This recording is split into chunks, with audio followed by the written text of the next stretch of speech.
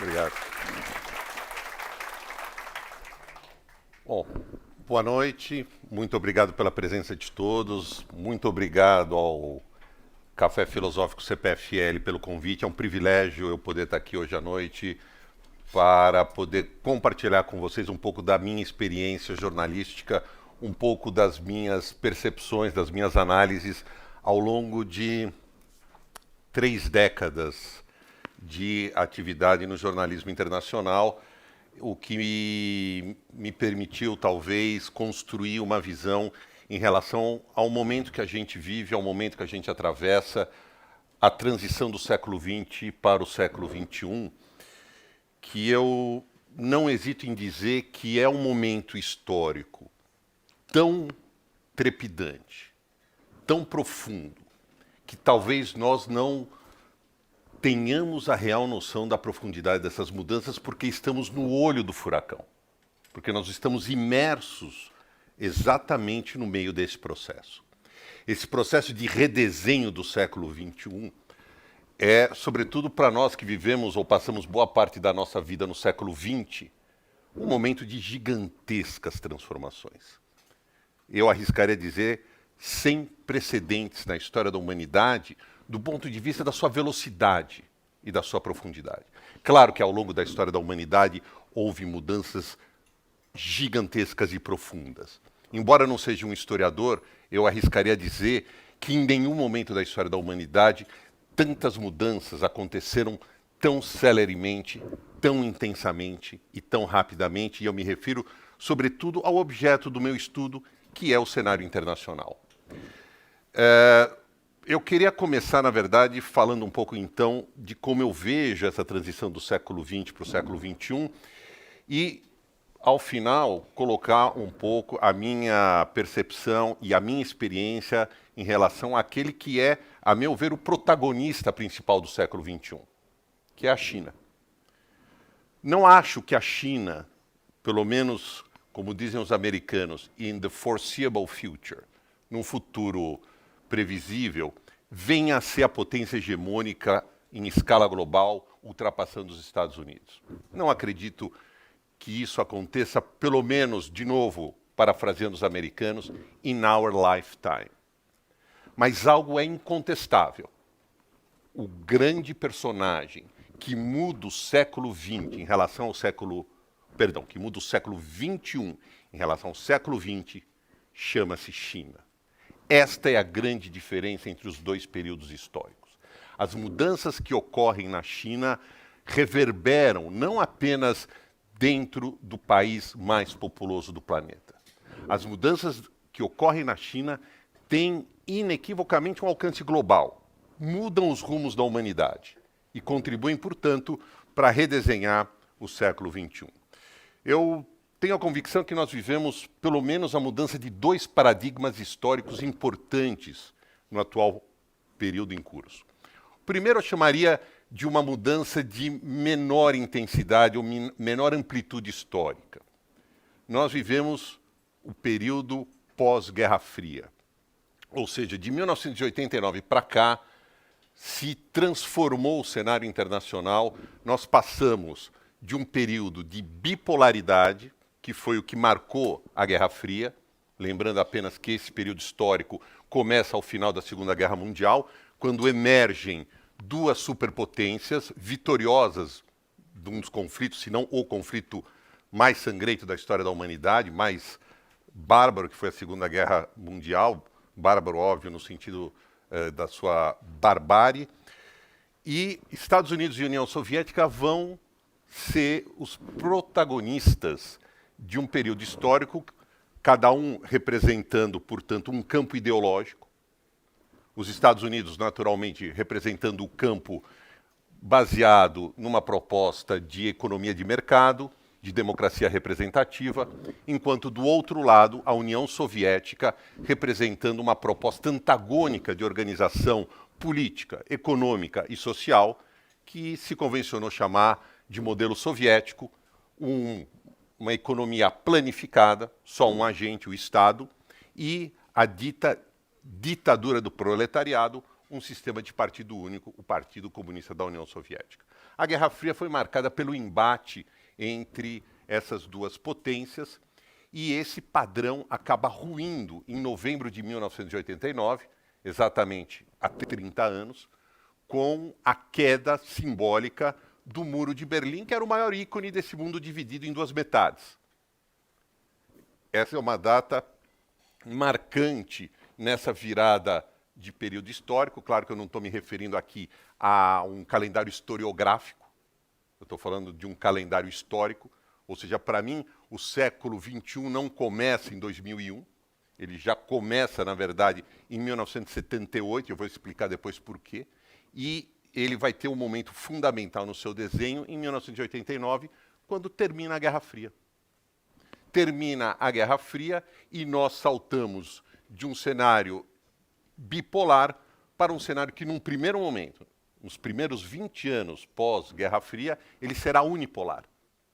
Nas 2 décadas iniciais pós-Guerra Fria, entre 89 e a crise financeira de 2008 e 2009, os Estados Unidos foram brutalmente hegemônicos no cenário internacional. Até um chanceler francês à época, Hubert Védrine, cunhou o termo hiperhegemonia americana. Os Estados Unidos, gente, naquele momento, em algum momento daquelas 2 décadas, com 5% da população do planeta, respondia por 33% do PIB global. Um outro dado da hiperhegemonia americana desse início do pós-Guerra Fria. Washington respondia por 50% de todos os gastos militares do planeta.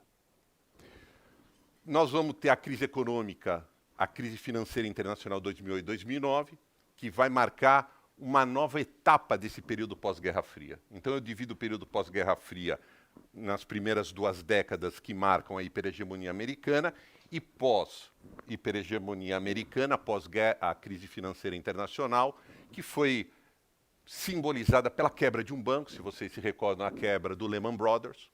E a partir de 2009 se desenha um novo cenário pós-Guerra Fria, em que nós já podemos claramente falar num mundo multipolar. Não mais um mundo unipolar, tampouco no mundo bipolar. Nós começamos a ver claramente que os Estados Unidos continuam hegemônicos, mas sem a mesma prevalência em relação a outros players importantes do cenário global. Eu me refiro, obviamente, à China, me refiro à Índia, me refiro, em boa medida, a uma recuperação da Rússia. Nós vamos ter um cenário, portanto, mais multipolar, nem unipolar, como foi logo no início do pós-Guerra Fria, nem o bipolar da Guerra Fria. O outro padrão histórico que eu acho que nós testemunhamos o seu fim, esse é bem mais profundo, do ponto de vista da sua profundidade, bem mais intenso. Nós testemunhamos, a meu ver, sem sombra de dúvida, o fim de um padrão que durou algo em torno de 300 anos, que é a civilização eurocentrista. Nós podemos também falar em termos de oceanos.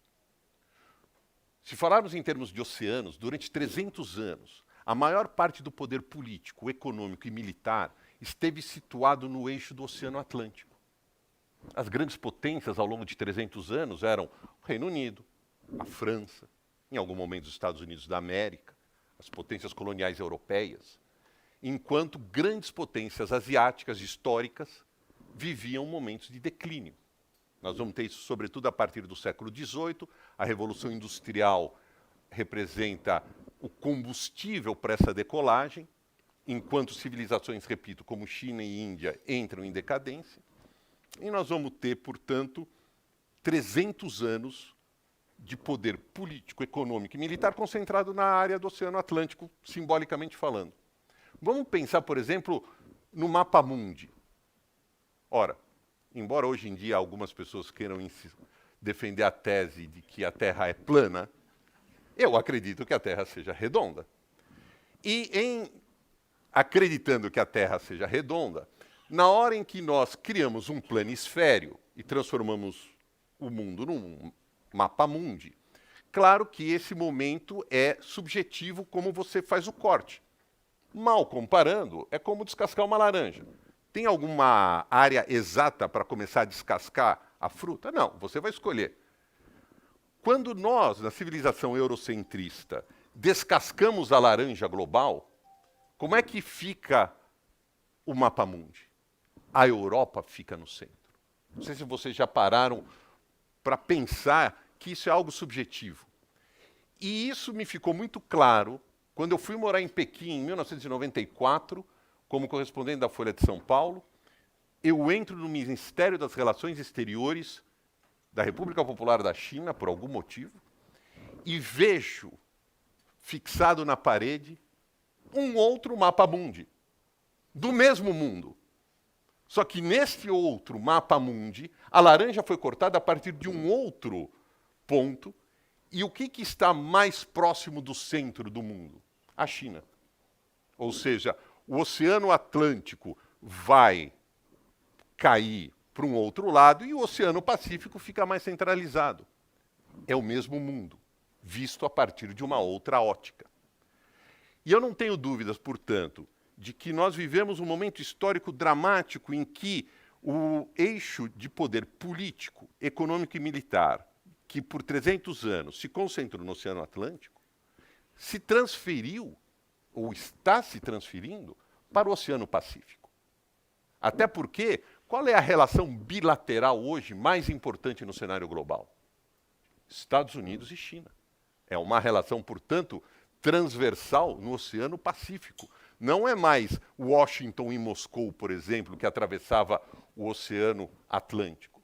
Não é mais a relação bilateral Londres com o resto do mundo, que tinha o Oceano Atlântico como seu canal de saída. Portanto, nós estamos vivendo, repito, dois momentos de mudança de padrão histórico muito importantes. Da bipolaridade da Guerra Fria para um mundo multipolar, de um mundo eurocentrista para um mundo em que a região do Pacífico é fundamental. Eu vou também listar aqui nessa conversa entre nós os grandes vetores, a meu ver, responsáveis por essas mudanças. Antes de dar mais alguns passos para trás, eu já queria abordar, a meu ver, quais são os 4 grandes vetores que desenham esse século XXI. Eu identifico 4 grandes ingredientes que são responsáveis por essas mudanças que eu acabei de mencionar. Eu vejo economia de mercado, eu vejo urbanização, eu vejo ascensão de classes médias e o quarto, last but not least, a revolução tecnológica. Vamos somar esses 4 elementos e nós vamos ter o resultado que é o século XXI e esse cenário global que se desenha diante de nós. Primeiro, economia de mercado. Ora, o século XX, como a gente comentou há pouco, foi marcado pela experiência da tentativa de construção de sociedades contrárias à ideia da economia de mercado. Segundo, por exemplo, o Eric Hobsbawm, um historiador, o grande, ou um dos momentos mais modelares e marcantes do século XX foi a tentativa de se criar uma sociedade baseada nas teorias marxistas, a experiência da União Soviética, que rejeitava a economia de mercado. Pois bem, a União Soviética entra em colapso, se desintegra em dezembro de 1991 e, portanto, acaba levando consigo de roldão também as ideias que estavam associadas à percepção do socialismo real. Ao mesmo tempo em que a União Soviética entra em colapso e as ideias de rejeição à economia de mercado entram em crise, nós vamos ter um processo anterior, e que eu vou voltar a abordar, que reforça a ideia da importância da economia de mercado, com as suas características, né? Vamos lembrar o que é uma economia de mercado, essencialmente oferta e demanda, consumo, propriedade privada. Podem ter, é claro, economias de mercado com diferentes graus de aberturas, com diferentes graus e relações distintas entre alguns desses elementos que eu citei. Mas vamos usar a economia de mercado como um conceito amplo. O colapso da União Soviética em 91, levando consigo, ou colocando em xeque, boa parte das ideias que rejeitam a economia de mercado, é precedido por um movimento em 1978, e por isso eu disse que, para mim, o século XXI começa em 78, do ponto de vista do movimento histórico, quando um líder chinês, chamado Deng Xiaoping, inicia um processo de reformas em que a economia de mercado é um dos pilares centrais. Claro que há, do ponto de vista do governo chinês, uma outra nomenclatura. O governo chinês, e eu vou falar mais sobre isso, se refere a esse modelo como socialismo com características chinesas.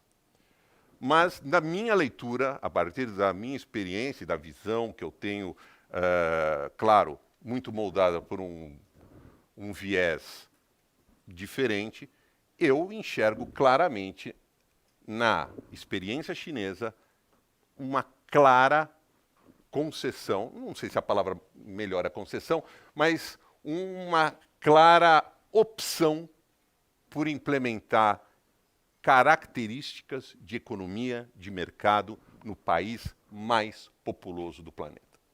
Uma das frases clássicas de Deng Xiaoping para descrever esse processo que ele deslancha em 1978 é um ditado popular da sua província natal. Ele nasceu na província de Sichuan, que fica ali numa região mais a oeste, e a frase pode ser traduzida de várias formas, mas uma das traduções mais aceitas e mais utilizadas é a seguinte: não importa a cor do gato, o que importa é que ele mate o rato. Essa é uma das frases símbolo das mudanças chinesas. O que Deng Xiaoping queria dizer por meio dessa metáfora? Por meio, repito, dessa frase da cultura popular da sua província natal.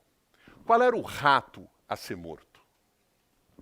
A pobreza, o isolamento, que marcaram a China desde a sua decadência a partir, sobretudo, do século XVIII e do século XIX. Ou seja, a última dinastia, a dinastia Qin, depois nós vamos ter um período entre a adoção da República no começo do século XX e a implantação da República Popular da China em 49, mais instabilidade, mais crise econômica e social. Depois nós vamos ter a experiência do maoísmo, que também trouxe resultados bastante negativos do ponto de vista social, do ponto de vista do que a sociedade chinesa merecia, né? Lembrando todos os excessos cometidos, absurdos cometidos durante o período de Mao. Quando Deng Xiaoping chega ao poder em 78, a percepção dele e a proposta dele é finalmente sacar, tirar a China dessa situação na qual ela havia vivido pelo menos algo em torno de 200 anos, atravessando diferentes regimes. O fim do regime feudal, o início do regime republicano e as primeiras décadas do regime comunista. Por que não importa a cor do gato para matar o rato? Claro que Deng Xiaoping não ia usar as palavras que eu vou usar, mas eu vou procurar traduzir a percepção dele. Deng Xiaoping foi um comunista a vida inteira. Aliás, aderiu ao movimento comunista muito jovem, quando ele, na sua juventude, vai num programa de estudo e trabalho na França, nos anos 20. Sai do interior da China, Sichuan, vai para Lyon, na França, num programa de estudo e trabalho, entra em contato com as ideias à época revolucionárias, que era, vamos lembrar que anos 20 era pouco tempo depois da Revolução Bolchevique de 17, ele adere ao movimento comunista, vai depois para a União Soviética, passa por um processo de doutrinação, volta para a China, ou seja, ele tem toda uma vida dedicada ao Partido Comunista da China. Então, o que Deng Xiaoping queria dizer em 1978, por que não importa a cor do gato? A metáfora é a seguinte: eu, Deng Xiaoping, sou comunista e morrerei comunista. Porém, ao observar a história recente da humanidade, eu só encontrei uma fórmula de gerar riqueza. Só uma fórmula eficiente para que a gente possa tirar a China dessa sinuca representada pela pobreza, pelo isolamento e pela decadência que marcou o Império do Meio, como a China é conhecida em chinês, durante séculos. E esse mecanismo se chama, ele não disse com essas palavras, essas são minhas, mas o resultado é esse. Esse sistema se chama economia de mercado. Nós vamos passar a introduzir, na China governada pelo Partido Comunista, elementos de economia de mercado. Oferta e demanda, propriedade privada em diferentes graus, consumo, investimentos. E é isso que vai permitir a decolagem da China. Ou seja, voltando ao que eu dizia antes, a partir do momento em que a China adota elementos de economia de mercado, em 78, a partir do momento em que a União Soviética entra em colapso em 91, nós vamos ter um período histórico em que, praticamente, no cenário global, poucos movimentos vão questionar o modelo da economia de mercado. Claro que nós temos Kim Jong-un e a ditadura da Coreia do Norte, mas, excetuando a ditadura norte-coreana, até outros regimes ortodoxos comunistas acabaram fazendo concessões à economia de mercado. Peguem o caso de Cuba, onde o regime comunista ainda sobrevive, mas adotando lentamente, muito mais lentamente que a China, mas também adota elementos de economia de mercado. Eu não sei se vocês já ouviram falar em Doi Moi. Doi Moi é o processo de reformas do Vietnã. O Vietnã também, até hoje, governado pelo Partido Comunista, aquele dos Vietcongues, da guerra símbolo da Guerra Fria, do conflito com os norte-americanos, ainda governam o Vietnã, injetam economia de mercado e transformaram o Vietnã numa das mais ascendentes estrelas do novo cenário asiático. A economia de mercado, portanto, acaba permeando, inclusive, projetos políticos historicamente associados às ideias de esquerda. Esse é um elemento fundamental para entender o desenho do século XXI. Vamos colocar mais um vetor importante aqui. Mais economia de mercado, mais oferta e demanda, mais consumo, vai trazer um outro elemento, para mim, de uma relevância gigantesca, que nós aqui, talvez, no Brasil, damos pouca relevância, porque o Brasil já é um país urbano há muito tempo. É o elemento da urbanização. Pela primeira vez, gente, em 2014, a ONU anunciou que, pela primeira vez na história da humanidade, se atingiu a cifra de 50% da população do planeta vivendo em zonas urbanas. Ou seja, ao longo da história da humanidade, a maioria da nossa população global sempre viveu em áreas rurais. Claro que continente asiático e continente africano têm concentrado nos últimos tempos a maior parcela das populações rurais. Se a gente olhar para a Europa, se a gente olhar para os Estados Unidos, se a gente olhar para a América Central e do Sul, o processo de urbanização já foi bastante intenso. No entanto, o que tem ocorrido do ponto de vista de urbanização em África e, sobretudo, na Ásia, é algo sem precedentes na história da humanidade. Eu tenho um dado que eu acho absolutamente impressionante e eu costumo dizer que se um dia eu estiver diante de um marciano e me perguntar, Jaime, me dá um dado para eu voltar para Marte e entender exatamente essas mudanças que vocês atravessam no século XXI na sua civilização. E o dado que eu vou dar para ele é o seguinte. Marciano, quando eu fui morar na China em 1994, eu descobri, à época, ignorância minha, que não sabia até então, que 80% da população chinesa vivia na zona rural. Gente, 94. 94, do ponto de vista histórico, é ontem. Esse número hoje Esse índice hoje caiu para algo em torno de 50%, de 50% para 45%. Ou seja, nós estamos falando de, se a gente alargar a percepção, esse período de reformas da China, algo em torno de 30 pontos percentuais da população chinesa saiu do campo e foi para a cidade.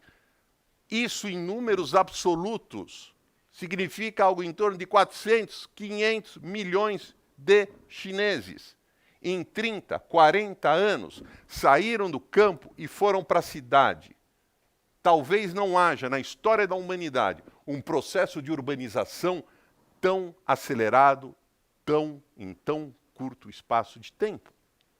É impressionante a velocidade dessa urbanização chinesa, com as suas vantagens e com os seus desafios, obviamente.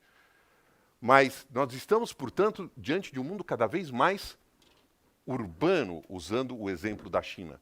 Repito, pela primeira vez na história da humanidade, em 2014, se registra 50% da população global nas cidades contra 50% no campo. Lembrando que, majoritariamente, nós somos, do ponto de vista histórico, mais rurais. Mais economia de mercado, mais urbanização. Nós temos o surgimento, e esse é o terceiro vetor que eu quero trazer, de algo também inédito na história da humanidade. Algo que alguns especialistas definem como a classe média global. As reformas que a China é pioneira e que depois são, eu não diria copiadas, mas que influenciam movimentos, como eu já mencionei, no Vietnã, na Índia, na Tailândia, Camboja, Indonésia, modelos que depois se convencionou chamar de países emergentes.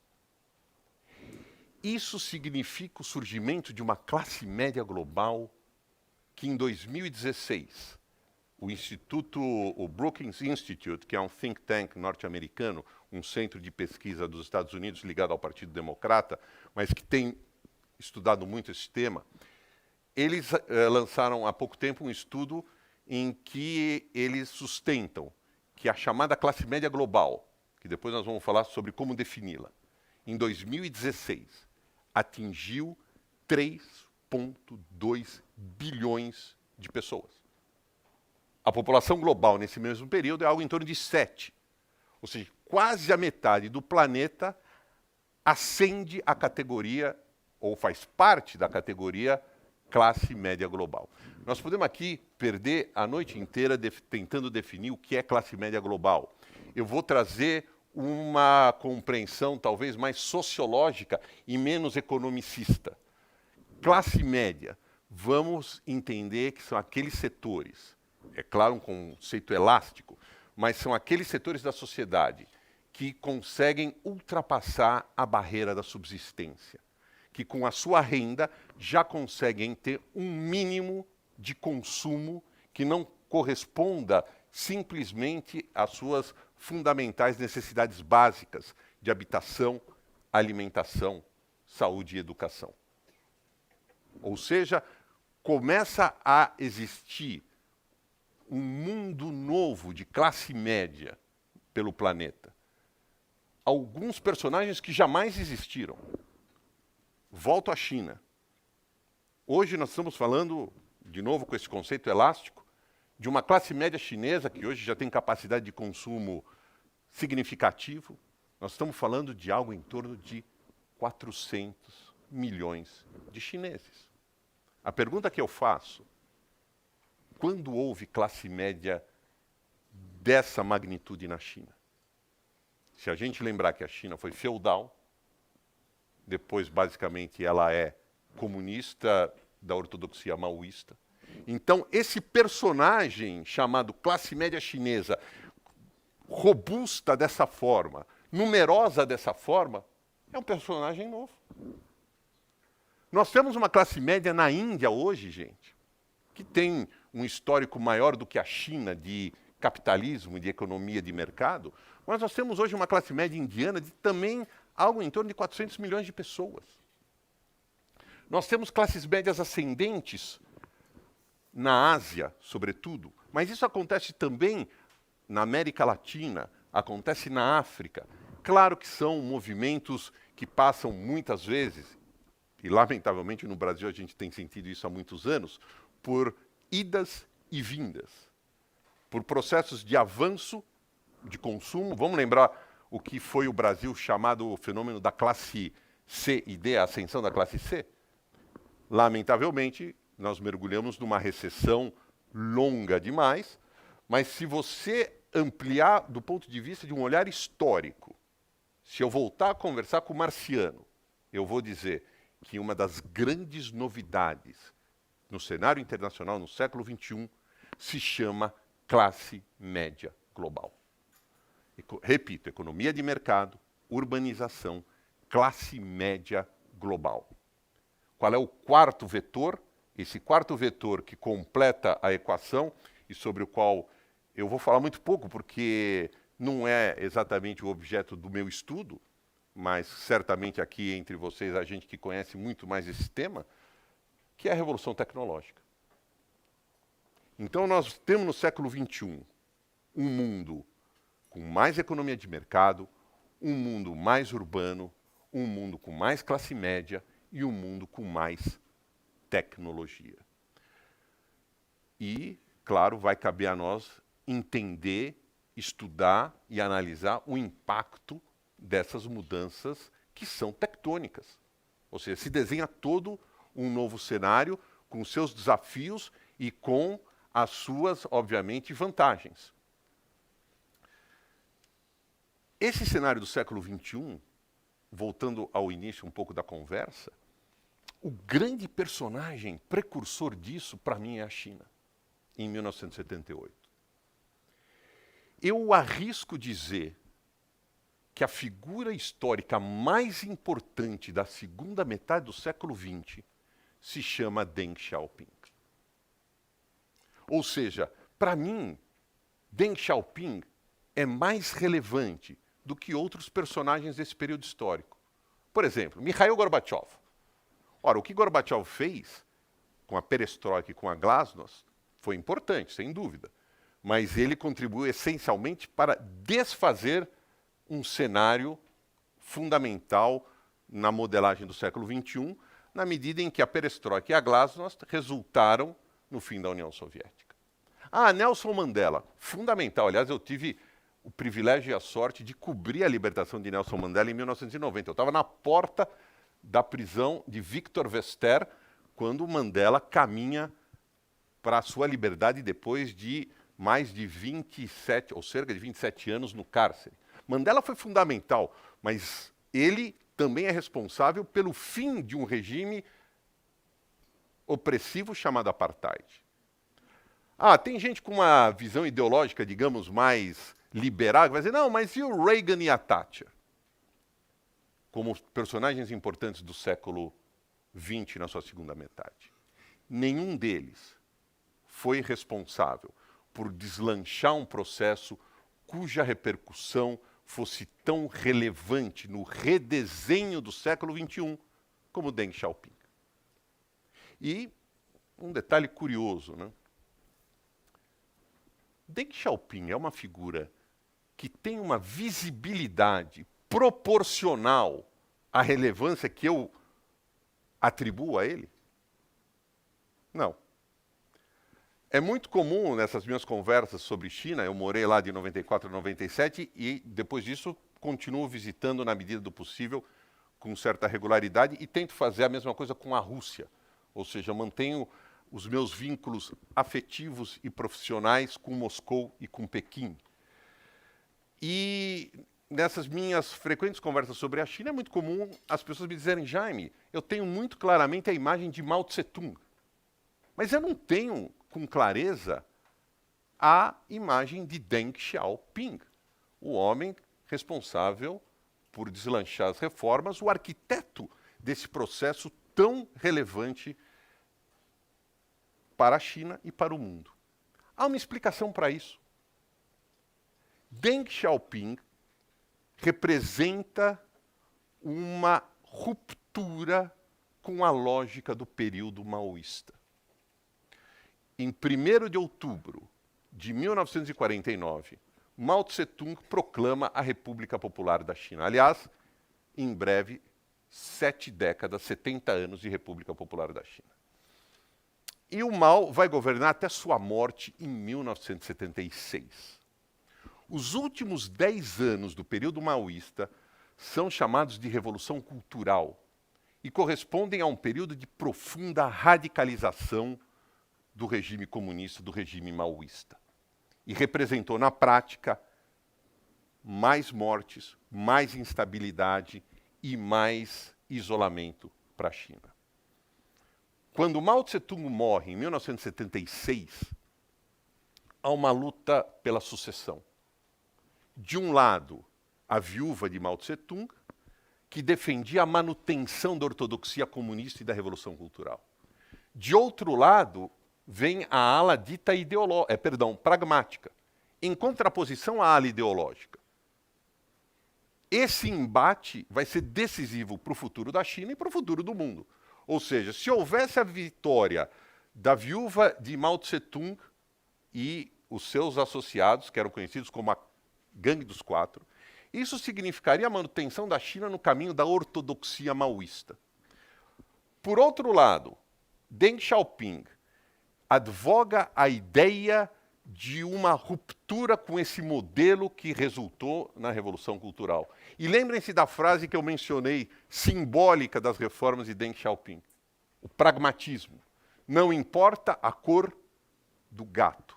O que importa é que ele mate o rato.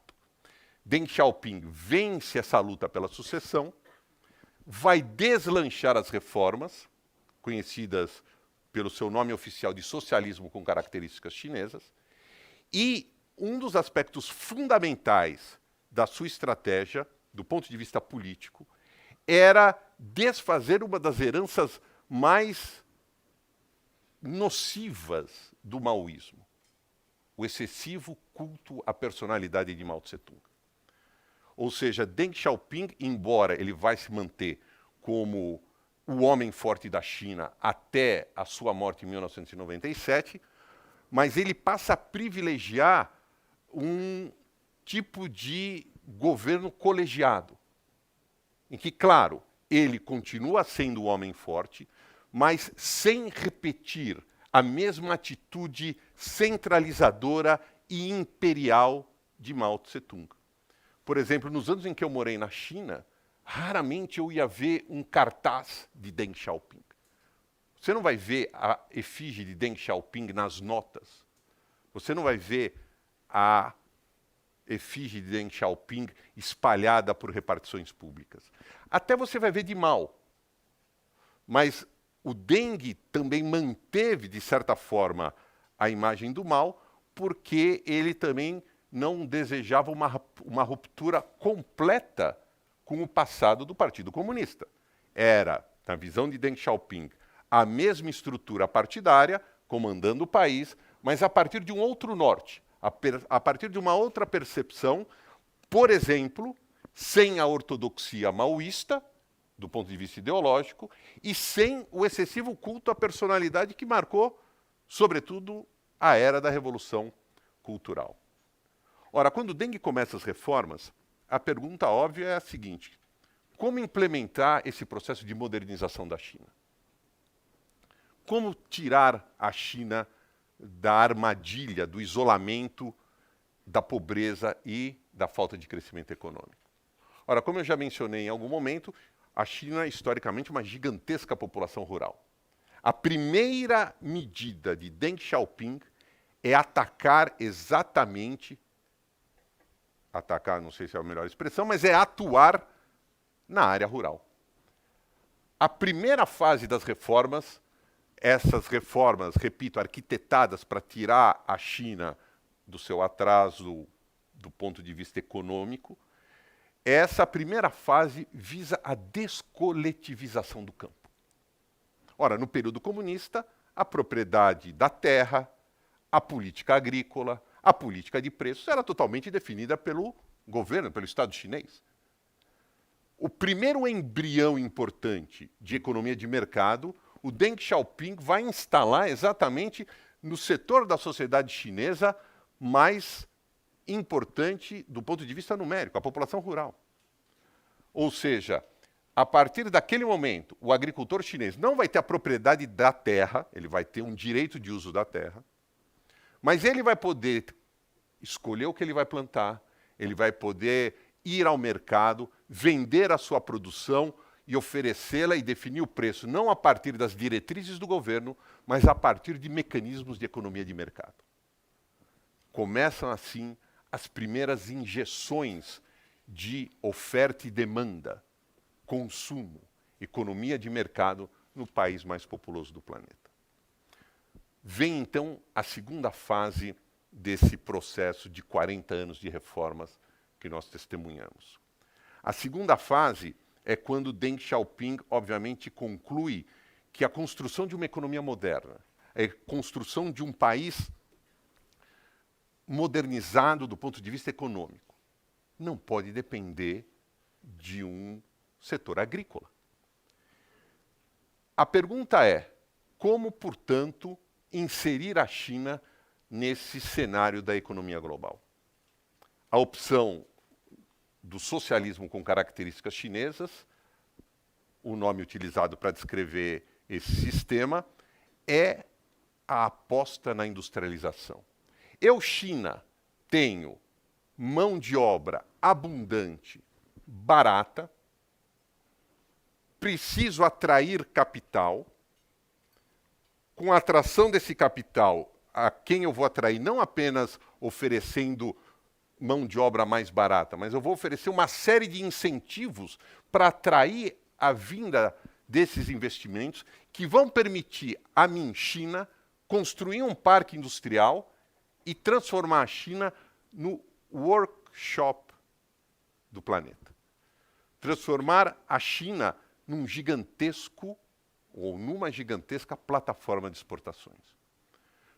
Eu que já estou com 54, portanto acompanhei esse período em que a percepção básica sobre a economia chinesa era a da produção de bens industrializados de pouco valor agregado e de baixo custo, e que inundaram os mercados internacionais. No Brasil, a gente teve esse primeiro choque durante o governo Collor, se vocês se recordam. E, durante muito tempo, se associou, portanto, a decolagem chinesa a essa fase da industrialização acelerada, baseada em mão de obra mais barata, atração de capitais estrangeiros por meio de uma série de incentivos, industrialização, exportação para mercados externos. Essa fórmula vai funcionar basicamente, ela continua funcionando, mas ela vai ser o motor básico da economia chinesa. Nós podemos dizer ou mencionar duas datas que são divisores de água. A primeira é 2001. 2001 é quando a China adere à Organização Mundial do Comércio, a OMC. O que significa esse momento?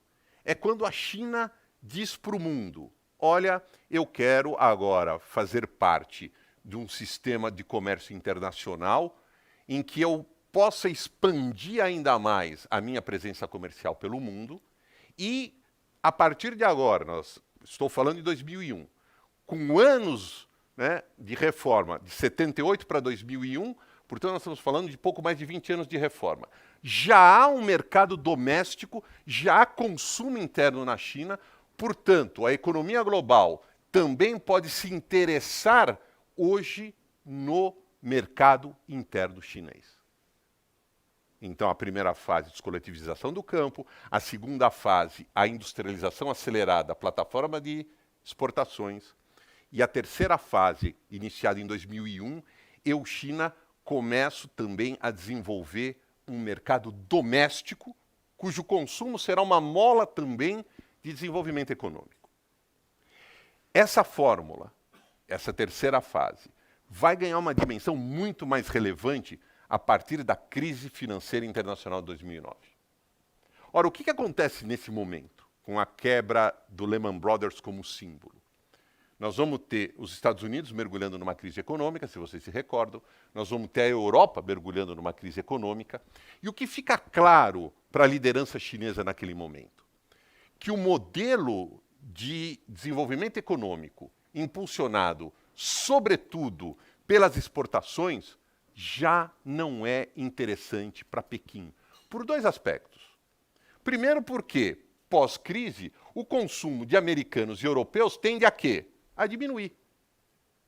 Segundo aspecto, China, em 2009, 2010, já contabilizo algo em torno de 30 anos de reformas econômicas. E eu já posso claramente aspirar, desejar e já estou ocupando um novo posto no cenário da geopolítica internacional. Portanto, a mim me interessa também um modelo de desenvolvimento que não seja tão dependente de mercados externos, porque isso me deixa o quê? Mais vulnerável. Ou seja, se eu quero e tenho condições de ser um player global mais relevante depois de 30 anos de um crescimento econômico que nesse período de 30 anos, gente, acumulou taxas, em média, de 9% a 10% ao ano. Vocês podem imaginar o que é um país crescer durante 3 décadas de 9% a 10% ao ano.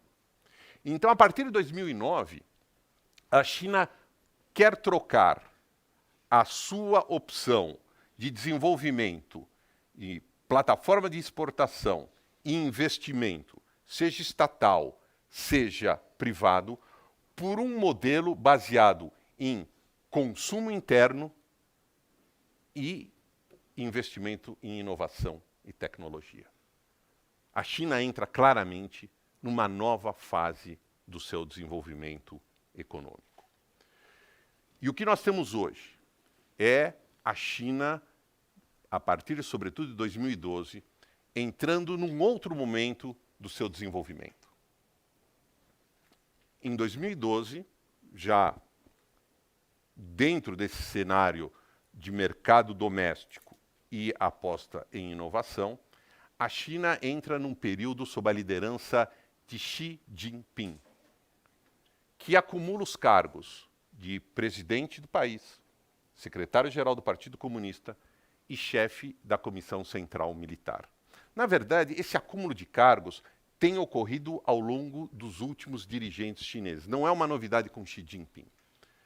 A grande novidade, a meu ver, com Xi Jinping é que ele é o primeiro líder chinês cuja ascensão ao poder não foi feita na era Deng Xiaoping. Ou seja, Deng Xiaoping falece em 1997. E ele deixou preparada a sucessão até 2012. Houve Jiang Zemin, Hu Jintao, ou seja, ele deixou também uma herança política em que os líderes chineses, depois da morte de Deng Xiaoping, deviam a sua chegada ao poder ao grande arquiteto das reformas. Xi Jinping é o primeiro a chegar ao poder num cenário em que não houve a influência direta de Deng Xiaoping. E Xi Jinping, portanto, tem o desafio de se afirmar, de se consolidar no poder a partir de uma China que continua um processo intenso de mudanças, sobretudo no campo econômico. E aí nós vamos ter hoje Xi Jinping diante do que eu chamo o aprofundamento do paradoxo chinês. O que é o aprofundamento do paradoxo chinês? Só lembrando que esse socialismo com características chinesas, que é o nome que se dá oficialmente ao regime que impera no país, ele tem como característica básica o seguinte contrato social. A partir de 1978, há uma linha vermelha desenhada imageticamente na sociedade chinesa.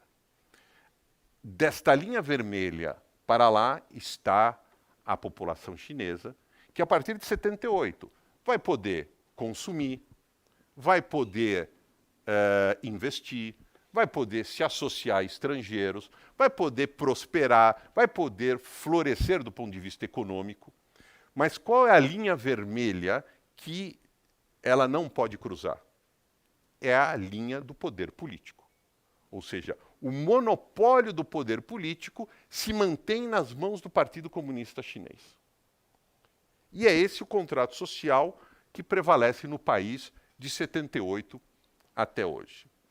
Qual é o paradoxo que se acentua? Xi Jinping, em vários discursos, já deixou claro, ele não usa essa expressão, mas eu acho que ela é pertinente e ela também é de Deng Xiaoping. Deng Xiaoping costumava dizer o seguinte: reformas são como andar de bicicleta. Se parar de pedalar, cai. Portanto, a China tem, e a liderança chinesa e a liderança do Partido Comunista tem a mais absoluta clareza da importância de a China continuar no caminho das reformas e da sua impressionante decolagem econômica. Qual é um caminho quase que inevitável? E Xi Jinping deixa isso muito claro nos seus discursos. Aprofundar a expansão da classe média chinesa. E 2, aprofundar os investimentos em inovação e tecnologia. Ou seja, essa é a característica principal da manutenção das reformas da China a partir de agora. Mais classe média, mais inovações. Aquela China do parque de exportações, aquela China notabilizada pela exportação de produtos de baixo valor agregado, é substituída por um outro modelo econômico. Não que essa China industrial deixe de existir, longe disso, mas deixa de ser o eixo principal do desenvolvimento do país, que hoje não é mais na casa dos 10% ao ano, mas hoje flutua entre 6,5% e 7% ao ano. Ou seja, os motores agora são classe média, consumo doméstico, a partir daquela opção que eu mencionei de a China ter um motor mais autônomo e depender menos do cenário internacional, e, óbvio, a questão da inovação e da tecnologia. Eu vou dar só um dado impressionante. Os Estados Unidos, recentemente, o ano passado ou retrasado, registraram algo em torno de 54 mil patentes. A China registrou 52 mil patentes. Hoje, o maior supercomputador do mundo não está localizado no Vale do Silício, está na China. Hoje, a China se notabiliza por exportar tecnologia, por exportar capital, e é esse o caminho que Xi Jinping pretende continuar. Então, por um lado, a China vai se tornando claramente uma sociedade com mais classe média, mais tecnológica. Qual é o paradoxo aqui? A pergunta é como manter, do ponto de vista do Partido Comunista, esse contrato social em que o monopólio do poder se mantém nas mãos do partido. Ou seja, a pergunta que não quer calar é como o Partido Comunista vai e está administrando o desafio de manter o monopólio do poder político numa sociedade chinesa cada vez mais complexa, porque tem um tecido social mais complexo do que no passado recente, uma sociedade chinesa cada vez mais marcada por inovação e tecnologia. Então nós temos um cenário em que a China continua claramente na sua ascensão, e eu costumo lembrar, e das minhas conversas, tanto com chineses como com observadores que se debruçam sobre o país, que há duas experiências históricas que o Partido Comunista Chinês estuda intensamente para evitar erros, o que não significa que não possa cometê-los. A primeira experiência que o Partido Comunista Chinês estuda 24 horas por dia, 7 dias por semana, é o fim da União Soviética. Ou seja, por que o Partido Comunista da União Soviética entrou em colapso, por que ele ruiu e por que a União Soviética entrou em colapso. A outra experiência negativa que o Partido Comunista Chinês estuda para evitar exatamente cair numa armadilha histórica é o que aconteceu com o Japão. Aí eu me refiro ao plano econômico. Vocês se recordarão que nos anos 80, o Japão também protagonizava uma ascensão econômica impressionante. E as 2 últimas décadas da economia japonesa, ou melhor dizendo, sobretudo as 2 décadas a partir dos anos 90, são conhecidas como as décadas da estagnação do Japão. A tal ponto que em 2010 a China ultrapassa o Japão e se transforma na 2ª maior economia do planeta, logo depois dos Estados Unidos. Qual é o motivo básico da estagnação da economia japonesa? Foi o estouro das bolhas especulativas. Ou seja, o crescimento acelerado do Japão nos anos 80 levou à criação de bolhas especulativas no mercado acionário, levou a bolhas especulativas no mercado imobiliário. Bolhas especulativas que geram, portanto, uma distorção no preço desses ativos, que ficam artificialmente muito elevados. E em algum momento o mercado vai dizer, espera aí, essa ação não tem esse valor todo, esse imóvel não tem esse valor todo. Quando os preços caem, isso é o chamado estouro das bolhas. E isso tem uma repercussão deletéria e muito séria nas economias, vide o caso japonês. Então, nós vivemos hoje 40 anos de reformas na China, que são responsáveis, a meu ver, por serem pioneiras e precursoras de todo esse movimento tectônico que movimenta o século XXI. E para concluir, eu vou lembrar os vetores que, para mim, são fundamentais para redesenhar o período histórico que a gente vive em comparação com o século passado. Nós temos o avanço da economia de mercado, nós temos o avanço impressionante da urbanização, nós temos esse personagem que nunca teve a pujança numérica que tem hoje, que é a classe média global. E acrescentem, por último, a revolução tecnológica. Essa é a equação, a meu ver, que define o século XXI, e a China é um exemplo clássico e importante de como essas mudanças transformam o cenário internacional. Era essa a introdução que eu queria fazer. Agradeço demais a atenção de vocês e, se houver perguntas, estou à disposição. Muito obrigado.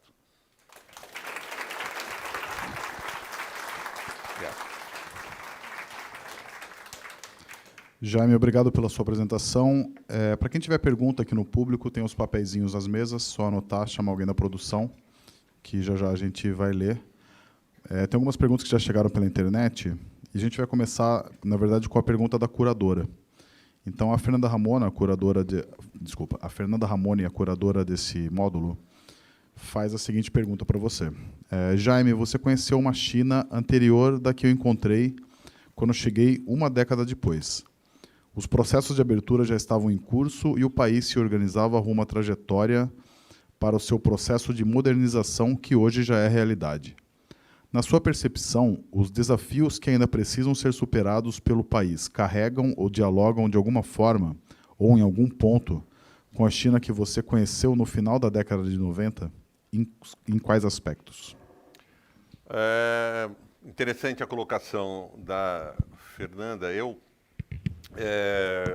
me considero uma pessoa que teve muita sorte na sua carreira jornalística por poder estar em Pequim naquele momento e, sobretudo, por viver na China entre 94 e 97, exatamente depois de 4 anos em Moscou.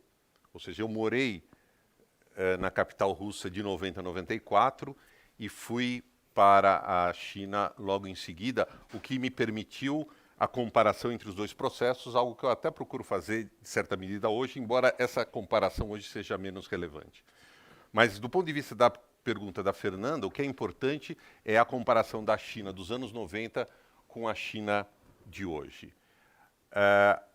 O mais impressionante do ponto de vista dos desafios que a China enfrenta é como lidar com mudanças, repito, tão profundas, implementadas em tão curto espaço de tempo. Por exemplo, o processo da urbanização, ele traz gigantescas oportunidades. Traz novos consumidores, traz novas oportunidades de negócios, mas traz ao mesmo tempo gigantescos desafios no plano ambiental, no plano da saúde, no plano da habitação. Até acho que a China vem lidando e administrando com bastante competência esses desafios. Mas nós precisamos lembrar que a China responde por algo em torno de 20% da população do planeta.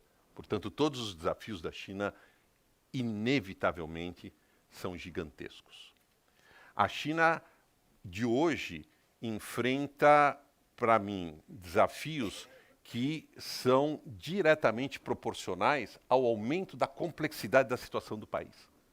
Ou seja, a direção do Partido Comunista hoje tem diante de si uma realidade mais desafiadora do que os seus antecessores.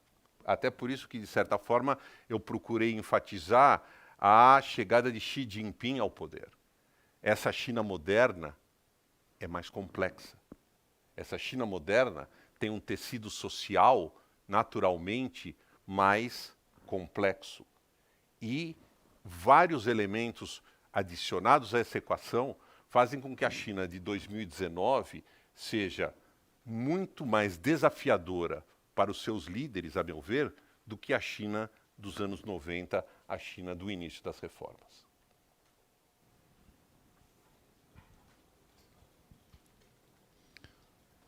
Só fazer um aviso aqui para quem ainda não nos segue nas redes sociais. A gente transmite toda sexta-feira aqui nos Cafés Filosóficos a palestra para o Facebook, para o YouTube, também no nosso aplicativo, no nosso site. Então fica o convite para vocês nos seguirem lá. Mais algumas perguntas que chegaram aqui. Aí uma pergunta do Luan. A pergunta do Luan é a seguinte: quais seriam os fundamentos do socialismo marxista que ainda são referência na organização política chinesa? Ou podemos dizer oficialmente que a China é um país ex-comunista? Não é possível dizer que a China é um país ex-comunista se quem governa a China é o Partido Comunista. Ou seja, a diferença está na compreensão do que significa o comunismo a partir das opções feitas pelo maior partido comunista do mundo depois do choque representado pela visão de Deng Xiaoping. É claro que a China de hoje ela é muito distante daquilo que se imaginou como comunismo no começo do século XX. As bases teóricas do marxismo-leninismo, que pregavam, entre outras coisas, uma economia estatizada, ela não se revela hoje na China, em que há claramente uma forte presença ainda do Estado, mas mais de 50% do produto interno bruto da China hoje já é fruto da iniciativa privada. Ou seja, dos dogmas econômicos que o marxismo e o marxismo-leninismo pregavam, realmente muito pouco restou na China de hoje. Talvez uma das características mais evidentes é a manutenção do regime de partido único. Desse ponto de vista, a ideia que permeou outras experiências de partidos comunistas continua em vigor na China. E lembrando que esse modelo ele não é apenas implementado pelo Partido Comunista Chinês. Esse modelo, num grau menor, também tem sido adotado pelo Partido Comunista em Cuba. Esse modelo, num grau maior do que Cuba, tem sido adotado pelo Partido Comunista do Vietnã, só para citar 3 exemplos. O que muda, portanto, é o comunismo. Ou seja, do comunismo, do ponto de vista da sua realidade no século XXI, é diferente do comunismo do século XX, e claro que pode haver todo um debate se essa nomenclatura ainda é pertinente ou não. Eu vou lembrar uma outra frase de Deng Xiaoping que talvez possa contribuir para esse debate. O Deng costumava também dizer a seguinte frase, que pode parecer num primeiro momento óbvia, mas um debate sobre ideologia, ainda mais num mundo tão ideologizado como a gente vive nos últimos tempos, ela é bastante útil. Deng Xiaoping costumava dizer: a verdade emana dos fatos. Ou seja, nem sempre as cartilhas ideológicas são capazes de dar respostas aos desafios concretos, aos desafios colocados pela realidade. E Deng Xiaoping, inclusive, muitas vezes sofreu, no cenário político chinês, pela heterodoxia das suas visões. Ele entrou em choque com Mao Tse-tung já durante a década de 60. Ou seja, Deng colecionava um histórico de pensamentos heterodoxos no mundo ortodoxo do comunismo do século XX. Boa noite, muito obrigada pela excelente exposição. Obrigado. Eu tenho duas perguntas, vou tentar ser sucinta e objetiva para facilitar a sua resposta. E, enfim, a primeira é sobre o início da sua fala. Você falou que dificilmente a gente vai ver a China superando a hegemonia norte-americana nesse século XXI. Talvez posteriormente, claro que vai marcar uma mudança, marca, né, já uma mudança na dinâmica do século XXI. Contudo, a gente observa atualmente, isso já há alguns anos, algumas décadas, o declínio de algumas instituições multilaterais fundadas no pós-guerra pelos Estados Unidos. A OMC é um exemplo disso. Então, isso já não seria um indício de que há o surgimento, talvez, de um novo sistema hegemônico, ou pelo menos que a gente está observando a coexistência de dois sistemas hegemônicos? E a segunda pergunta é a importância do papel indutor do Estado nessa economia de mercado.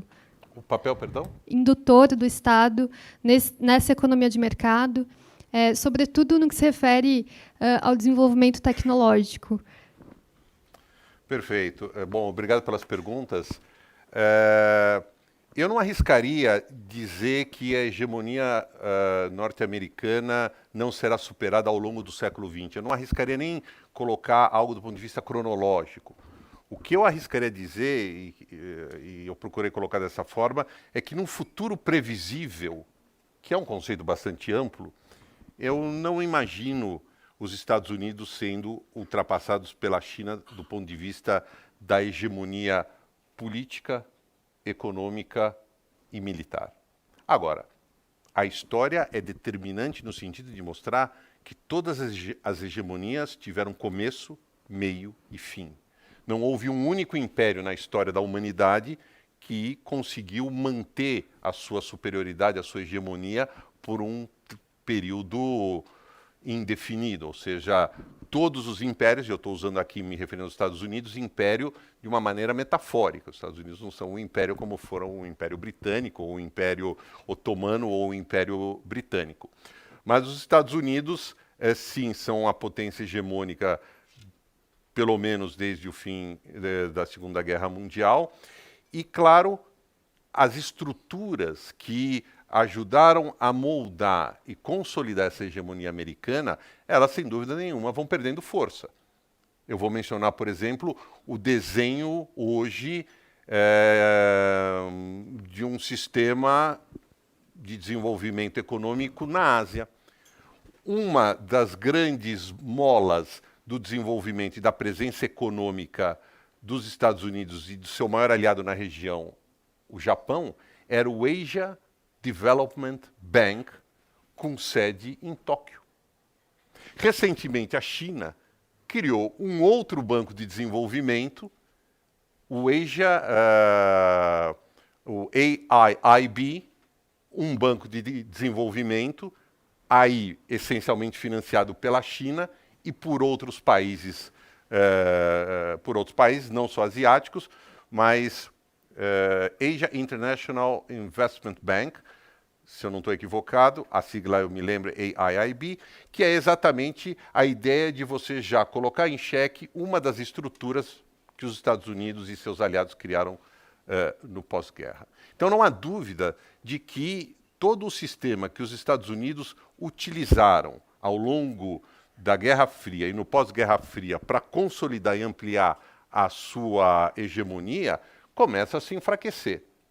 A grande dúvida, e eu acho que é um exercício de futurologia, é determinar quando que essas instituições entrarão ou deixarão de ser relevantes. Isso eu não teria, obviamente, a bola de cristal para avaliar.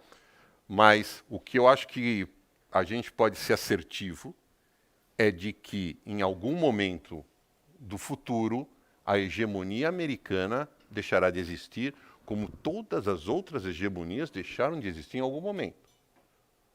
A hegemonia britânica, do Império Otomano, do Império Romano ou de qualquer outro grande player da história global. E, naturalmente, o maior candidato a assumir esse posto é a China. E um outro aspecto que eu gostaria de enfatizar é que talvez nenhum especialista, ou poucos especialistas, previram que a China, em apenas 40 anos de reformas, já teria condições de efetivamente colocar em xeque a hegemonia norte-americana. Se a gente pensar, e essa é uma frase de Vladimir Putin, quem vai dominar o século XXI é quem dominará a inteligência artificial. Basta ver os avanços que a China tem feito no domínio e na expansão das tecnologias e das inovações voltadas para a inteligência artificial. Então, poucos previram que, se é que alguém foi tão assertivo, que em 40 anos de reformas, a China conseguiria dar esse salto gigantesco, não apenas, como desejava Deng Xiaoping, matar o rato da pobreza e do isolamento, mas em 40 anos a China foi além disso, com a capacidade de colocar em xeque, ou pelo menos já apresentar a mais desafiadora possibilidade de substituição a um cenário hegemônico norte-americano que, repito, não podemos efetivamente cravar uma data, um momento para que isso aconteça. Sobre a importância e a presença do Estado chinês no desenvolvimento tecnológico. É importante ressaltar que a China desenvolveu um modelo econômico que, com todas as suas peculiaridades, permitiu um desenvolvimento gigantesco da iniciativa privada, mas com uma importante sombra do poder estatal. Ou seja, o governo chinês, ele é, ainda que não esteja muitas vezes diretamente envolvido numa determinada empresa, ele é um agente que tem uma gigantesca capacidade de influenciar os rumos do capitalismo, se é que a gente pode usar essa expressão, ou das opções da economia de mercado chinesa.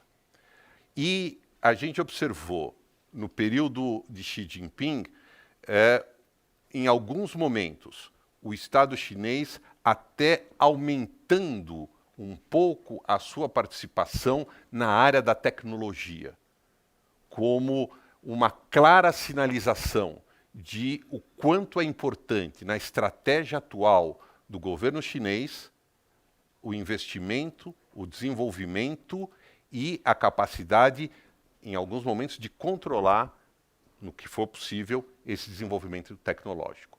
Então, a gente observou até nos últimos tempos um aumento de participação de Estado chinês em alguns players do mundo tecnológico, uma clara sinalização de como o governo chinês sinaliza, privilegia esse aspecto do seu desenvolvimento.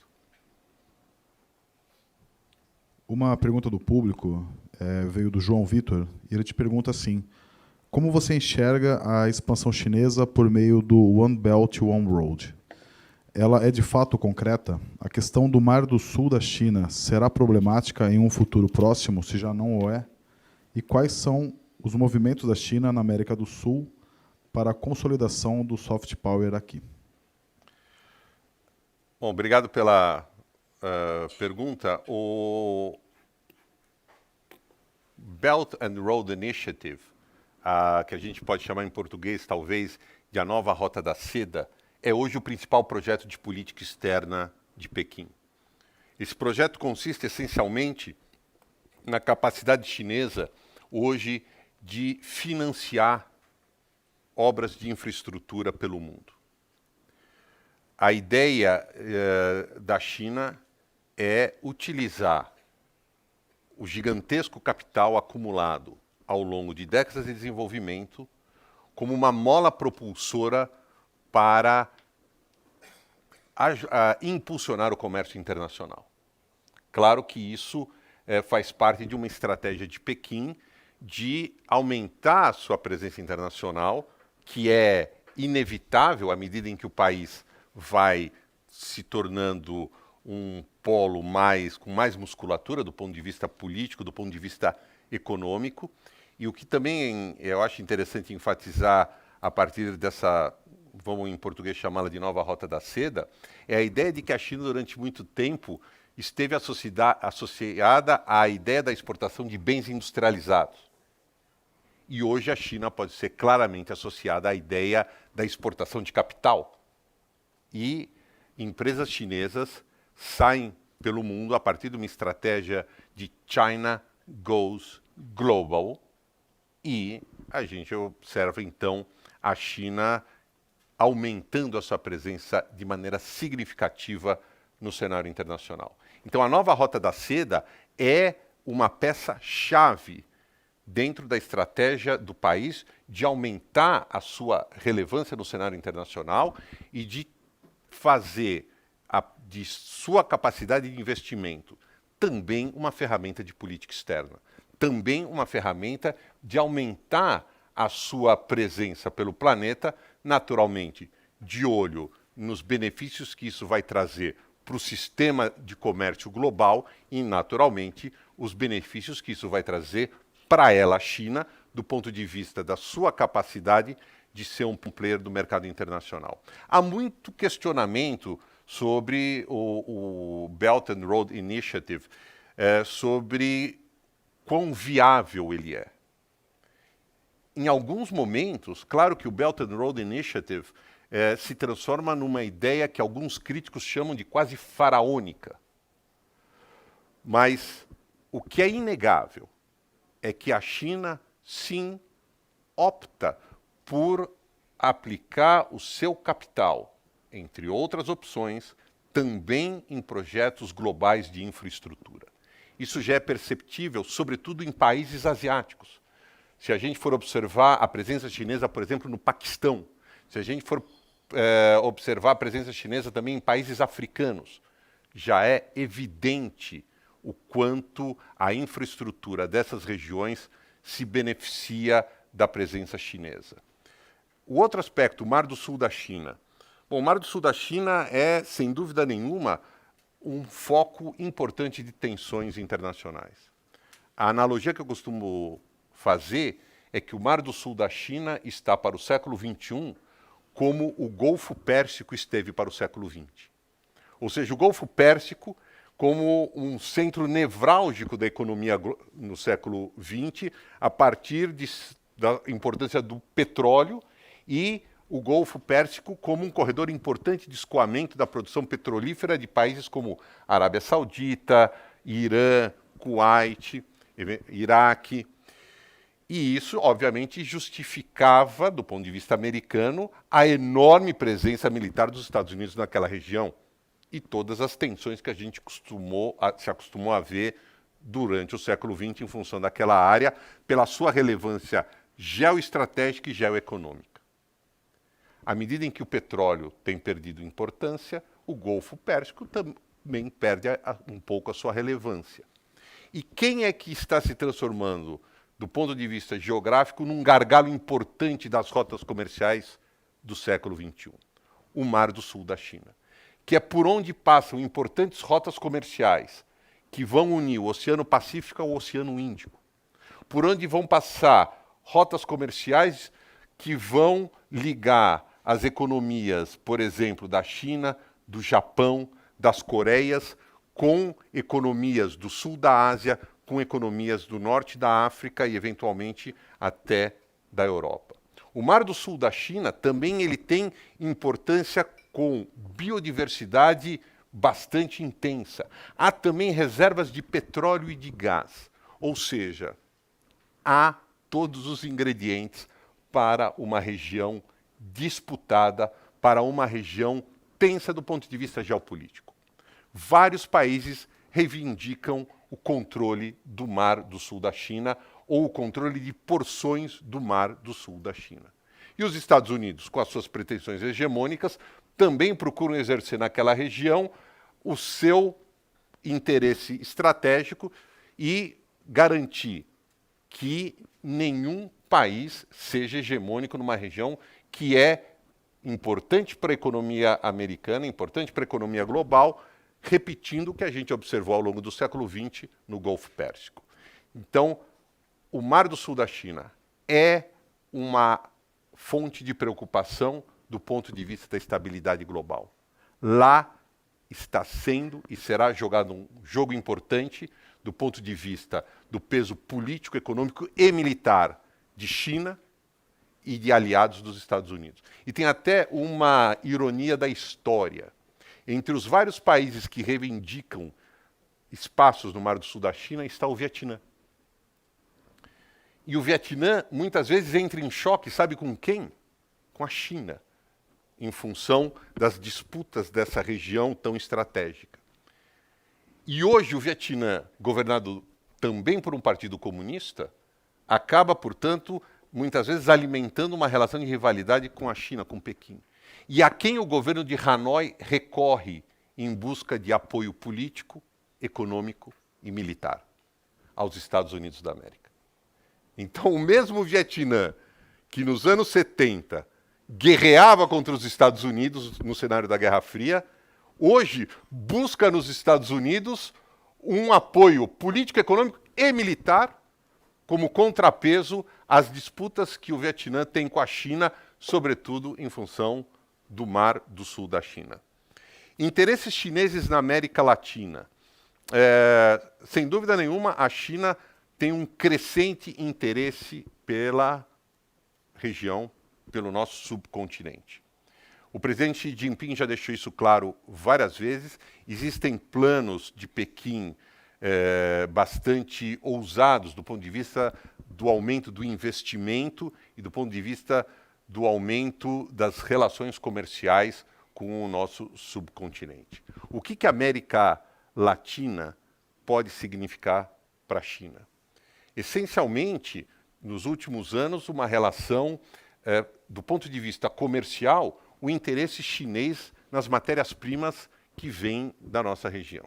Vamos sempre lembrar que um tema estratégico para a China é alimentos. A China tem algo como 20% da população do planeta, mas apenas 7% das terras aráveis do planeta.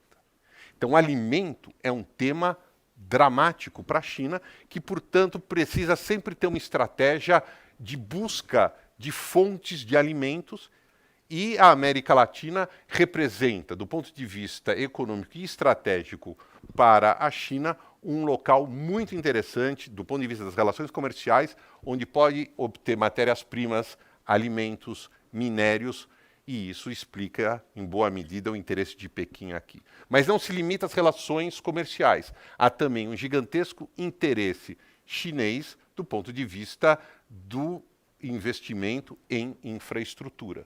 E a gente tem observado isso claramente nessa estratégia China Goes Global.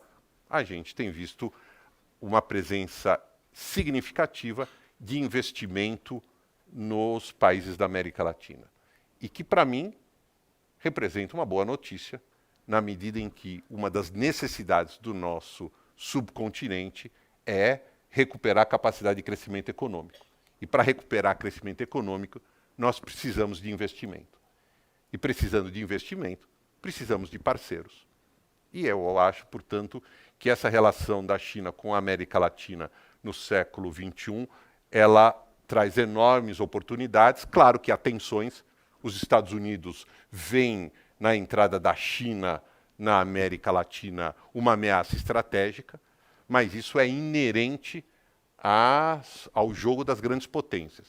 E eu costumo dizer que, para nós, como Brasil, não nos interessa o alinhamento automático, nem com os Estados Unidos e nem com a China. O que nos interessa é o desenvolvimento da economia brasileira, é a geração de empregos, é a gente conseguir sair da recessão, seja por meio de manutenção e atração de investimentos, ou aí há uma série de propostas sobre a mesa, mas eu não tenho a menor dúvida que não é do nosso interesse alinhamento automático, nem com um, nem com o outro, e sim uma diplomacia que seja capaz de trazer para o Brasil os interesses básicos nossos, que hoje se resumem muito à recuperação da economia.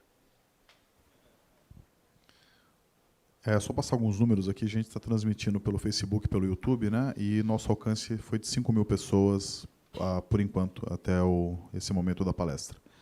Uma pergunta que veio pela internet, do Diogo, é a seguinte: a expansão urbana da China foi acompanhada de uma explosão da criminalidade, como aconteceu no Brasil? Ou não sabemos o que acontece de fato, pois não é noticiado? Veja, os dados sobre criminalidade da China são um tema complicado, porque ainda há na China um monopólio do ponto de vista da informação nas mãos das autoridades. Você não tem na China uma mídia independente. Então, a gente falar sobre o tema de criminalidade, nós vamos naturalmente ter de nos basear em dados que têm a origem oficial. Eu não disponho de dados precisos, não é um dos temas que eu mais estudo, essa questão da criminalidade na China. Então, portanto, eu acho que eu vou ficar devendo uma resposta mais precisa a essa pergunta, mas o que eu posso ser assertivo é que esse tema seguramente não saiu de controle. Então, há certamente um tema aí a ser tratado. A gente sabe de problemas que há na China, por exemplo, do ponto de vista de algumas máfias que procuram atuar no país, mas é difícil para nós, observadores internacionais, termos um quadro mais preciso e mais transparente desse tema. O Gustavo, também pela internet, te pergunta se é possível destacar as principais mudanças culturais ao longo do processo de modernização da China. É possível identificar um esforço para captar, pensar e refletir sobre uma nova identidade nacional? Essa é uma questão bastante interessante e é um debate permanente travado hoje na China. O Partido Comunista tem deixado claro, ao longo dos últimos anos, a sua intenção em impedir o que ele chamaria de uma excessiva ocidentalização do país, do ponto de vista cultural e de costumes. Até voltando ao tema da questão ideológica, que foi perguntada em algum outro momento, o Partido Comunista Chinês deixou claro, ainda que não de maneira documentada, a ideia da mudança da sua missão histórica. Ou seja, se nos tempos de Mao Tse-tung, o combustível ideológico, ou a narrativa que movia o Partido Comunista, era a construção de um suposto paraíso proletário na Terra, essa ideia, essa mola mestra, deixou de existir a partir da introdução de uma sociedade em que você já tem diferenças sociais que não lembram a ideia da ortodoxia marxista-leninista. Qual é, portanto, o combustível ideológico dessa decolagem chinesa? A ideia básica que norteia o Partido Comunista é a ideia de que a China, e essa é a missão histórica que o Partido Comunista se arvora, a China, abro aspas, tem de voltar ao lugar de onde ela nunca deveria ter saído, fecho aspas. Que lugar seria esse? Ora, vamos lembrar que China em chinês é Zhongguo, que quer dizer o império do meio. Ou seja, a China tem uma percepção sinocentrista de mundo, e essa percepção sinocentrista é baseada em quê? É baseada numa história milenar, uma história impulsionada por uma gigantesca lista de invenções e inovações. Ou seja, durante a maior parte da sua trajetória histórica, a China foi ou o principal centro de desenvolvimento cultural e científico do planeta, ou um dos principais. Se nós formos listar aqui as inúmeras contribuições chinesas à civilização, nós vamos falar de papel, fogos de artifício, bússola, nós vamos falar da medicina tradicional chinesa, nós vamos falar dos fogos de artifício, nós vamos falar de uma série de questões, por exemplo, a porcelana. Como é que se diz porcelana em inglês? China. Então, ao longo da história, a China esteve à frente de outras civilizações do ponto de vista da sua capacidade de inovação. A partir do século, sobretudo 18 e 19, é que o país, por uma série de motivos, entra num processo de decadência que contrasta justamente com a ascensão das grandes potências europeias, essas impulsionadas pela Revolução Industrial. Então, ao longo dessa história milenar, a China foi construindo uma percepção, repito, sinocentrista de mundo, o império do meio. O que o Partido Comunista hoje advoga, ainda que não com essas palavras claras, é de que sua missão histórica não é mais construir a sociedade que seja um paraíso proletário, mas que a sua missão histórica é fazer com que a China recupere, no cenário internacional, o protagonismo. E, portanto, é a ideia de que a China volte a ser uma potência global, como foi em boa parte da sua história milenar. Esse é o combustível ideológico que movimenta o Partido Comunista. E isso tem um reflexo interessante, que, por um lado, a abertura da sociedade chinesa, a sua modernização, significa inevitavelmente a adoção de uma série de costumes, modas e tendências que vêm de outros países. Isso é inevitável no mundo da globalização. Então, hoje você começa a observar na China uma série de tendências de comportamento, de moda, que são oriundas de outros países. Mas a China também começa a ditar moda e ditar tendências fora do país. A gente começa a ter, por exemplo, um fenômeno que é o aplicativo conhecido por WeChat, que é hoje, se não o aplicativo com o maior número de usuários do planeta, um dos. Eu visitei a sede da Tencent, na minha última ida à China, que é a empresa de tecnologia que desenvolveu esse aplicativo, que é conhecido como o aplicativo dos aplicativos, porque nesse espaço você se comunica, você posta em redes sociais, você usa como meio de pagamento. Então o WeChat hoje é uma moda que a China exporta, sobretudo para os seus países vizinhos, e já começa a ditar comportamentos em outros países. Mas eu queria adicionar mais um elemento à questão ideológica. Ouça, o governo chinês, e isso tem ficado muito claro no atual período Xi Jinping, tem recuperado uma figura histórica que foi vilipendiada e condenada no período do maoísmo, que é a figura de Confúcio. Confúcio, um pensador, um filósofo chinês que viveu mais ou menos 500 a.C.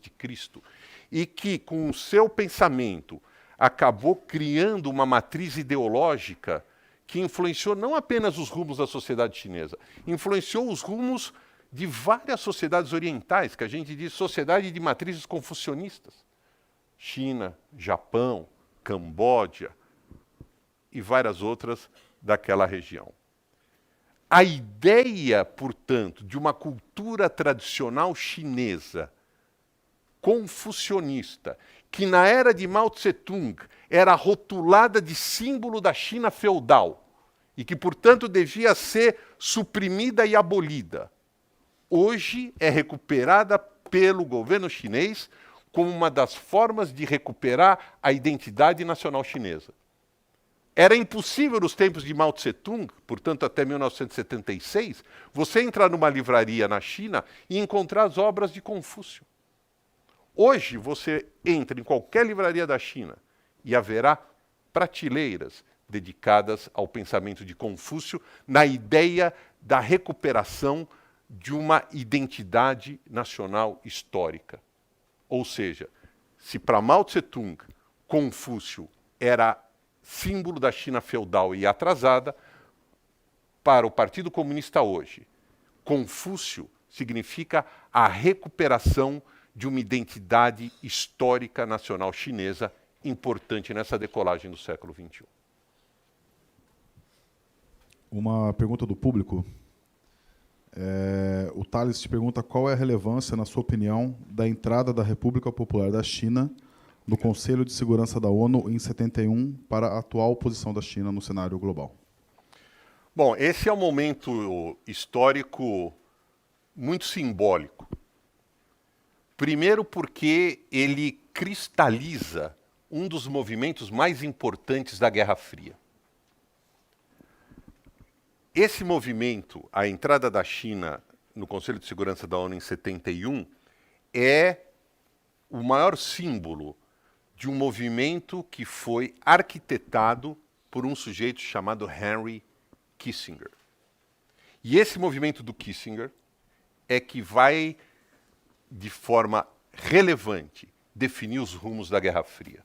O que acontecia naquele período histórico nos anos 60 e nos anos 70? No começo dos anos 60, houve uma ruptura entre a República Popular da China e a União Soviética.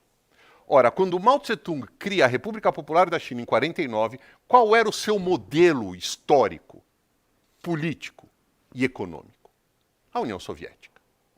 Em 1953 morre Stalin, Joseph Stalin. E a partir desse momento começa uma disputa pela liderança do movimento comunista internacional. Mao Tse-tung diz, bom, morreu Stalin, eu sou o herdeiro natural, eu sou o grande líder a quem caberá movimentar o movimento comunista internacional. Essa percepção de Mao Tse-tung, obviamente, não era a compreensão daqueles que lutavam pela sucessão de Stalin. Quem venceu a guerra interna no Kremlin para suceder Joseph Stalin foi um sujeito chamado Nikita Khrushchev, que vai consolidar seu poder em 1956. Nós temos, portanto, aí o choque de Mao Tse-tung com Nikita Khrushchev. Quem vai ser o líder do movimento comunista internacional? Esse choque vai resultar num afastamento da União Soviética e da República Popular da China. Esse afastamento foi tão intenso que em 1969 a Rússia e a China, a União Soviética e a China, estiveram à beira de uma guerra nuclear entre os dois, por conta de uma disputa territorial como o motivo da desavença entre os dois gigantes. A gente costuma aqui no Ocidente a lembrar a crise dos mísseis de Cuba de 1962 como um momento histórico em que a humanidade mais perto chegou de uma hecatombe nuclear na possibilidade de uma guerra entre Estados Unidos e União Soviética. Mas existe esse outro momento de 69 que foi dramático, muito menos acompanhado por nós aqui no Ocidente, quando, repito, União Soviética e China quase entraram numa guerra nuclear. Chegaram a ter embates militares e a fronteira da União Soviética com a China, na Guerra Fria, era uma das fronteiras mais militarizadas do mundo, embora ambos os países se dissessem comunistas. A partir dessa divisão, desse afastamento entre União Soviética e China, o então assessor do presidente Richard Nixon nos Estados Unidos chega ao seu chefe Nixon e diz o seguinte: Mr. President, o inimigo do meu inimigo é nosso amigo. Nixon, e isso é uma ironia da história, era um dos mais anticomunistas dos presidentes dos Estados Unidos. E naquele final dos anos 60, a China vivia um momento de aprofundamento, como eu mencionei, da ortodoxia maoísta. Isso, no entanto, não impediu a proposição de Kissinger de que a China maoísta e os Estados Unidos de Richard Nixon, ambos tendo na União Soviética o seu grande adversário, se aproximassem e, portanto, isolassem o Kremlin e colocassem gigantesca pressão geopolítica, econômica e militar sobre a União Soviética. Não é o fator decisivo para o fim da União Soviética, mas é um fator extremamente relevante. A partir desse momento, os Estados Unidos vão se aproximar de Pequim de forma inequívoca e é quando nós vamos ter cada vez mais a implementação da One China Policy. Ou seja, na disputa entre a República Popular da China e Taiwan, os Estados Unidos optam pela China e abandonam é uma palavra forte, mas dão uma diminuição nos seus laços com a ilha de Taiwan, que era originalmente o aliado norte-americano na lógica bipolar da Guerra Fria. Portanto, o momento em que a China entra no Conselho de Segurança da ONU em 71 é um símbolo dessas mudanças geopolíticas daquele período da Guerra Fria e que vão culminar com a queda do muro em 1989. O Eduardo te pergunta quais obras, livros ou filmes você considera fundamentais para entender o que é a China hoje. Eu sou um fã de um cineasta chinês chamado Zhang Yimou. Ele tem obras como Nenhum a Menos, que é um filme dos anos 90. Ele tem obras... Ele foi, por exemplo, responsável pela cerimônia de abertura dos Jogos Olímpicos de Pequim em 2008. Ele tem toda um acervo, uma filmografia que é, sobretudo no seu período de anos 90, começo dos 2000, muito simbólica dos momentos de mudança do país. Nos últimos anos, ele tem derivado para um estilo que não é exatamente o que eu gosto mais, porque ele passou a enfatizar mais os ditos romances históricos. Mas Zhang Yimou, nos anos 90 e no começo dos anos 2000, é, com a sua filmografia, uma referência para mim para entender a China. Do ponto de vista de livros que nós temos aqui no Ocidente disponíveis,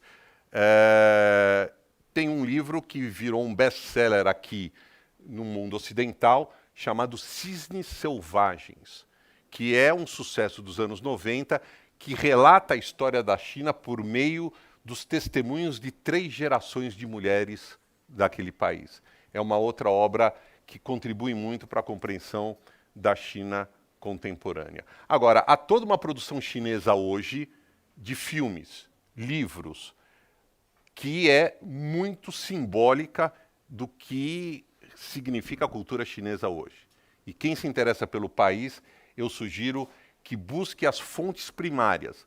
Hoje a China já oferece, sobretudo por meio do mundo digital, acesso a obras e ao mundo de literatura já em outros idiomas que não o mandarim, que propiciam, que permitem uma visão cada vez mais ampla do que é a China contemporânea. Jaime, a gente está sem tempo para mais perguntas. A gente vai para a última pergunta agora, do Vitor Hugo, que te pergunta se, na sua opinião, os jornais brasileiros estão conseguindo traduzir para o público local as transformações que estão acontecendo na China, ou a nossa cobertura jornalística ainda está focada no eixo Europa-Estados Unidos? E qual a importância de entender as notícias vindas de lá para entender como elas nos atingem? Bom, a pergunta toca num tema extremamente relevante e muito caro para mim como jornalista e como quem foi correspondente em Pequim por 3 anos. A indústria da comunicação, como a sociedade contemporânea, passa por mudanças profundas. Ou seja, a mídia tradicional ela enfrenta gigantescos desafios que são trazidos por mudanças no modelo de negócios, que são trazidas pelas persistentes e cada vez mais profundas mudanças tecnológicas. O que eu acho é que, sem dúvida, há um grande esforço da mídia brasileira em cobrir a China, porém, há muito ainda a ser feito para que a gente possa ter uma cobertura mais ampla, mais densa e mais profunda daquele país. O que nos dificulta, primeiro, a distância geográfica. Segundo, as dificuldades hoje impostas pelas mudanças no mundo da comunicação, repito, do ponto de vista das mídias tradicionais. É muito difícil hoje para os veículos ditos tradicionais, jornais, emissoras de TV e rádio, manterem correspondentes no exterior, como foi possível num passado relativamente recente. Por outro lado, as mudanças tecnológicas também nos permitem sermos mais proativos na busca por informações. Ou seja, o que eu quero dizer é que nós não podemos apenas esperar as informações sobre China vindas dos canais tradicionais. Esses canais tradicionais, a mídia tradicional, ela obviamente é relevante. Mas hoje, a mudança que existe no mundo da comunicação nos permite encontrar blogs, iniciativas de comunicação e uma série de outras fontes que vão nos ajudar a compreender o que é a China moderna. Ou seja, hoje nós temos muito mais opções para, daqui do Brasil, tentar entender o que é a China. A mídia tradicional faz ou tenta fazer o seu papel, repito, e sofre as limitações impostas pelas mudanças profundas que vive o mundo da comunicação. Então, a minha sugestão é para que nós que nos interessamos por China, claro, ainda utilizemos as mídias tradicionais porque elas são um canal fundamental, importante e rico em informação. Mas, sem dúvida nenhuma, hoje se abrem muitos outros caminhos para que a gente possa obter informação, intercâmbio e diálogo para entender o que se passa no país mais populoso do mundo e, como eu já disse no início da nossa conversa, para mim, o fenômeno mais relevante a moldar o século XXI, ou seja, as mudanças na China. Jaime, a gente tem alguns avisos aqui antes de acabar a palestra, mas eu queria repassar a palavra caso você queira fazer um encerramento da noite de hoje. Bom, eu queria, antes de mais nada, agradecer muito o convite, dizer que essa iniciativa, ela criou um espaço ímpar para que a gente possa ter uma plataforma de divulgação dos nossos trabalhos, sejam jornalistas, historiadores, filósofos. E quando eu recebi o convite, eu fiquei muito lisonjeado e dizer que esse espaço é absolutamente uma conquista da sociedade brasileira e agradecer CPFL porque se criou, e eu comentava isso antes do nosso início, se criou uma marca, se criou um espaço consolidado para uma troca democrática, para uma troca franca de ideias. E isso eu acho de extrema valia. Sobre o tema específico, eu queria enfatizar a ideia de que a China é o principal elemento a mudar o século XXI. E que não há nem quase ou praticamente nenhum tema do cenário internacional em relação ao qual a China não tenha um grau de influência. Seja maior, seja menor, falemos de temas econômicos, falemos de temas climáticos, falemos de temas militares, falemos de questões comportamentais. Ou seja, antes talvez nós pudéssemos nos dar ao luxo de não conhecer a China. de não entender a China ou de não nos comunicarmos com a China. O século XXI não permite mais isso. O século XXI demanda, exige que a gente conheça a China, procure entendê-la e, naturalmente, aumentemos o nosso intercâmbio com esse país que tem uma história absolutamente fascinante e que volta no século XXI a ter um peso absolutamente impressionante no cenário internacional sob os mais diversos aspectos. Por isso, poder estudar a China e poder trabalhar com o país, para mim é um baita privilégio. E eu acho que isso é uma oportunidade que a gente tem que aproveitar e mergulhar. A China é fascinante. Jaime, obrigado pela sua apresentação. Só um último aviso aqui. Na próxima quarta-feira, dia 2, a gente vai ter um café filosófico especial, a partir das 19 horas aqui em Campinas, transmissão pela internet, chamado Coisa de Menina, uma conversa sobre gênero, sexualidade, maternidade e feminismo com Maria Homem e Contardo Caligares. E na próxima sexta-feira, dia 4, a gente inicia o módulo de outubro, a psicanálise e a cidade, recebendo o psicanalista e curador do módulo, Jorge Broide, com o tema A Urgência de Escutar as Ruas. E o vídeo de hoje já está disponível no nosso site, nas nossas redes sociais. E aplausos para o nosso convidado da hoje.